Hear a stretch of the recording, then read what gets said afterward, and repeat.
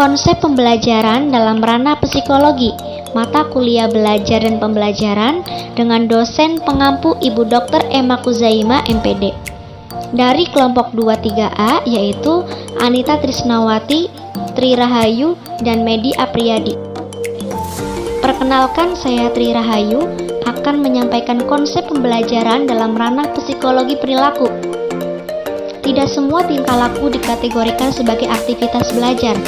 Adapun tingkah laku yang dikategorikan sebagai perilaku belajar memiliki ciri-ciri sebagai berikut. Yang pertama, perubahan tingkah laku terjadi secara sadar. Yang kedua, perubahan bersifat kontinu dan fungsional. Yang ketiga, perubahan bersifat positif dan aktif. Yang keempat, perubahan bukan bersifat sementara. Kelima, perubahan dalam belajar bertujuan atau terarah. Yang keenam, perubahan mencakup seluruh aspek tingkah laku.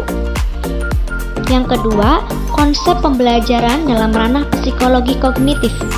Ciri-ciri pembelajaran dalam pandangan kognitif adalah sebagai berikut.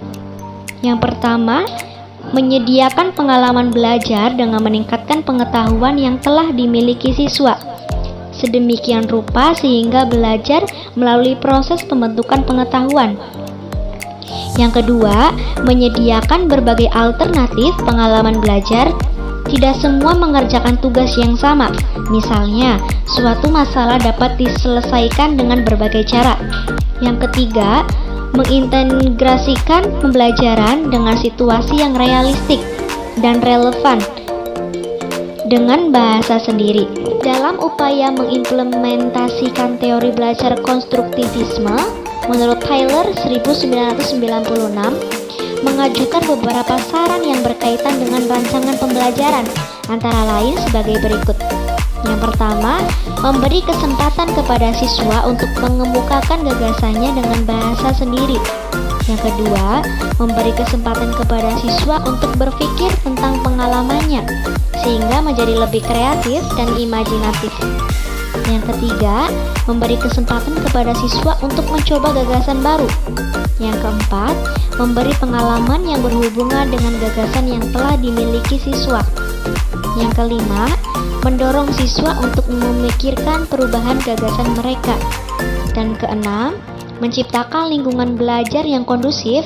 Guru bukan sumber belajar utama dan bukan kepatuhan siswa yang dituntut dalam refleksi atas apa yang telah diperintahkan dan dilakukan oleh guru. Tujuan pendidikan menurut teori belajar kognitif adalah A. Menghasilkan individu atau anak yang memiliki kemampuan berpikir untuk menyelesaikan setiap persoalan yang dihadapi.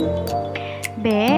Kurikulum dirancang sedemikian rupa sehingga terjadi situasi yang memungkinkan pengetahuan dan keterampilan dapat dikonstruksi oleh peserta didik. Selain itu, latihan memecahkan masalah seringkali dilakukan melalui belajar kelompok dengan menganalisis masalah dalam kehidupan sehari-hari. C. Peserta didik diharapkan selalu aktif dan dapat menemukan cara belajar yang sesuai bagi dirinya. Guru hanyalah berfungsi sebagai mediator, fasilitator, dan teman yang membuat situasi yang kondusif untuk terjadinya konstruksi pengetahuan pada diri peserta didik. Konsep pembelajaran dalam ranah psikologi kreativitas. Salah satu kemampuan utama yang memegang peranan penting dalam kehidupan dan perkembangan manusia adalah kreativitas. Kemampuan ini dilandasi oleh kemampuan intelektual seperti inteligensi, bakat, dan kecakapan hasil belajar. Kreativitas adalah kemampuan untuk membuat kombinasi baru berdasarkan data, informasi, dan unsur yang ada. B.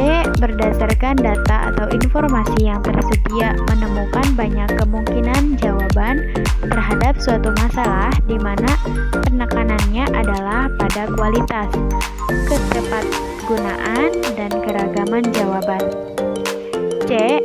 Yang mencerminkan kelancaran, keluasan, dan originalitas dalam berpikir serta kemampuan untuk mengelaborasi suatu gagasan. Adapun menurut rumusan yang dikeluarkan oleh Nas bahwa indikator siswa yang memiliki kreativitas yaitu yang pertama memiliki rasa ingin tahu yang besar. Yang kedua yaitu sering mengajukan pertanyaan yang berbobot. Yang ketiga, memberikan banyak gagasan dan usul terhadap suatu masalah. Yang keempat, mampu menyatakan pendapat secara spontan dan tidak malu-malu. Yang kelima, mempunyai dan menghargai rasa keindahan. Yang keenam yaitu mempunyai pendapat sendiri dan dapat mengungkapkannya tidak terpengaruh oleh orang lain. Yang ketujuh yaitu memiliki rasa humor tinggi. 8. Mempunyai daya imajinasi yang kuat. 9. Mampu mengajukan pemikiran, gagasan pemecahan masalah yang berbeda dari orang lain. 10. Dapat bekerja sendiri. 11. Senang mencoba hal-hal baru. Yang terakhir yaitu mampu mengembangkan atau merinci suatu gagasan, kemampuan elaborasi. Konsep pembelajaran dalam ranah psikologi motivasi. Dalam proses pembelajaran yang dilakukan oleh seorang guru atau tutor diperlukan untuk memotivasi supaya tujuan pembelajaran dapat tercapai dengan efektif.